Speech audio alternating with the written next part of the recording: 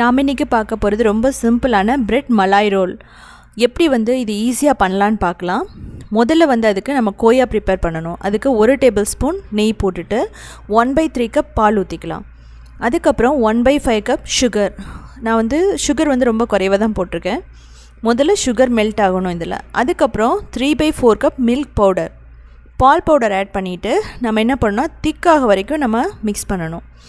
அது வரைக்கும் நீங்கள் என்ன பண்ணுங்கன்னா லோ மீடியம் ஃப்ளேமில் வச்சுட்டு குக் பண்ணுங்கள். உங்களுக்கு வந்து ரெடிமேட் கோயா இருந்தனால அதை யூஸ் பண்ணிக்கலாம். தேவைப்பட்டால் கொஞ்சம் எக்ஸ்ட்ரா வந்து ஒரு 2 டேபிள் ஸ்பூன் 3 டேபிள் ஸ்பூன் பால் பவுடர் போட்டுட்டு நம்ம வந்து இந்த மிக்சர் வந்து நல்லா திக்காகணும். அதாவது ஒரு நல்ல ஒரு கெட்டியான பால்கோவா மாதிரி வரணும். அது மாதிரி நம்ம பண்ணிக்கணும். இதுதான் வந்து ரொம்ப சிம்பிளான கோயா செய்கிற ஒரு முறைன்னு சொல்லலாம். இதில் வந்து நம்ம என்ன பண்ணணுன்னா லம்ஸ் இல்லாமல், கட்டி இல்லாமல் நல்லா ஸ்மூத்தாக இருக்கிற மாதிரி நம்ம மிக்ஸ் பண்ணிக்கணும். ஒரு நிமிஷத்துலேயே வந்து நமக்கு இது ரெடி ஆகிடும். 1-2 நிமிஷம் வந்து பர்ஃபெக்டாக இருக்கும். இதுக்கு பார்த்திங்கன்னா எல்லாம் நல்லா சுருண்டு வந்து ரொம்ப பர்ஃபெக்டாக ரெடி ஆகிடுச்சு. நம்ம இதை ஆஃப் பண்ணி எடுத்து தனியாக வச்சிடலாம். முதல்ல கோயா பண்ணுவோம் பிரெட் மலாய் ரோலுக்கு. அதுக்கப்புறம் இதில் வந்து என்ன பண்ணுவோன்னா பாதாம், பிஸ்தா, ஏலக்காய் இதெல்லாம் போட்டுட்டு இதை வந்து நல்லா மிக்ஸ் பண்ணிக்கலாம்.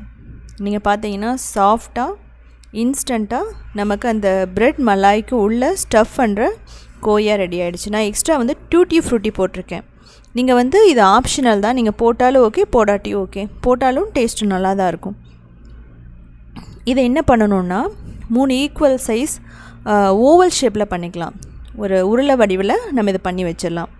நீங்கள் பிரெட் மலாய் ரோலுக்கு நீங்கள் எவ்வளோ பண்ணுறீங்களோ அது மாதிரி நீங்கள் உருளைகள் மாதிரி பண்ணி வச்சுக்கோங்க. அதாவது ஒரு லாக் ஷேப் மாதிரி பண்ணிக்கலாம்.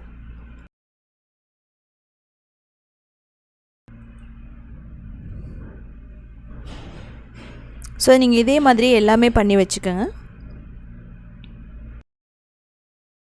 இந்த பிரெட் மலாய் ரோலில் 3 ஸ்டெப். முதல்ல கோயா ப்ரிப்பேர் பண்ணுறது, அதுக்கப்புறம் ரபடி, அதாவது பாசுந்தி மாதிரி நம்ம ரெடி பண்ணுவோம். 3வது வந்து அதை ப்ரெட்டில் வந்து ஸ்டஃப் பண்ணி நம்ம வந்து அந்த சில்டு அந்த பாசுந்தியில், அதாவது ரபடியில் வந்து நம்ம போடுவோம். இவ்வளோ தான். ஸோ முதல்ல இதை முடிச்சதுக்கப்புறமா நெக்ஸ்ட் வந்து ரபடி. அதுக்கு வந்து என்னென்னா ஒரு 300 ml பால் ஊற்றிக்கலாம். அதாவது 1 கப். இதுக்கப்புறம் ஒரு 5 நிமிஷம் இதை வந்து நல்லா கொதிக்க விடணும்.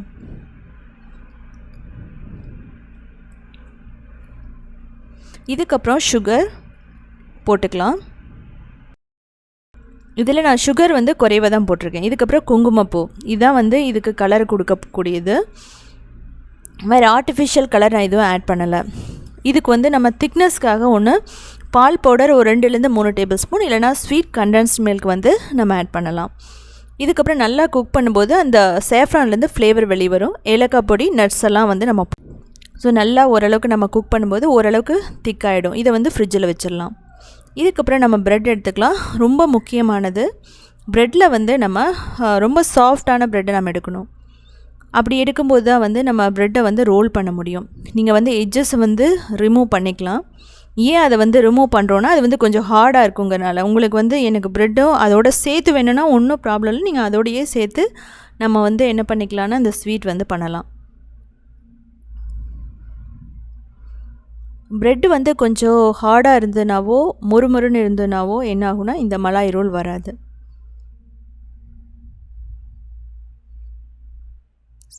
இப்போ வந்து நம்ம இதை நல்லா ஓரளவுக்கு தின்னாக வந்து தேய்க்கணும். ஸோ அதாவது சாஃப்டாக வர வரைக்கும் நம்ம தேய்க்கணும். உங்களுக்கு இன்கேஸ் இது வரலன்னா நீங்கள் என்ன பண்ணுங்கன்னா ரசமலாய் பண்ணிவிடுங்க. இப்போ கோயா வந்து நம்ம வச்சுட்டோம், ரெடி பண்ண கோயா. அதுக்கப்புறம் நல்லா சுருட்டிக்கணும்.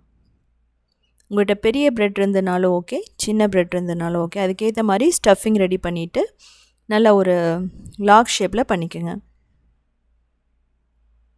இதுக்கப்புறம் ஒரு சர்விங் ட்ரேயில் வச்சுட்டு இதே மாதிரியே உங்களுக்கு வந்து எவ்வளோ தேவையோ அதே மாதிரி நீங்கள் வந்து என்ன பண்ணிக்கலாம் அப்படின்னா ரோல் பண்ணிவிட்டு இதை ஃப்ளாட் பண்ணிவிட்டு நல்லா தேய்ச்சதுக்கப்புறமா இதில் வந்து கோயா வந்து வச்சுட்டு நல்லா சுருட்டிக்கலாம்.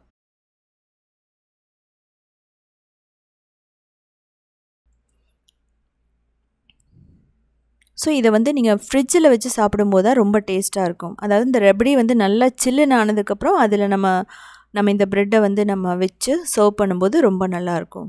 இப்போ வந்து நல்ல சில்லுன்னு இருக்கிற ரபடி இதில் ஊற்றிடலாம்.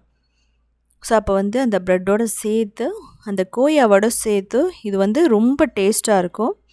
ரொம்ப ஓரளவுக்கு இன்ஸ்டண்ட்டாக பண்ணக்கூடிய ஒரு இன்ஸ்டன்ட் ஸ்வீட்டுன்னு சொல்லலாம். இதை செஞ்சு பார்த்துட்டு எப்படி இருந்துச்சுன்னு சொல்லிட்டு கமெண்ட் பண்ணுங்கள். நான் செர்ரி வச்சுருக்கேன். இதுவும் ஆப்ஷனல் தான், உங்கள்கிட்ட இருந்தால் வைக்கலாம், மேலே நட்ஸும் துவைக்கலாம். ஸோ என்னோடய இன்க்ரீடியன்ட்ஸ் கொடுத்துருக்கேன், எப்படின்னு பார்த்து செய்யுங்க.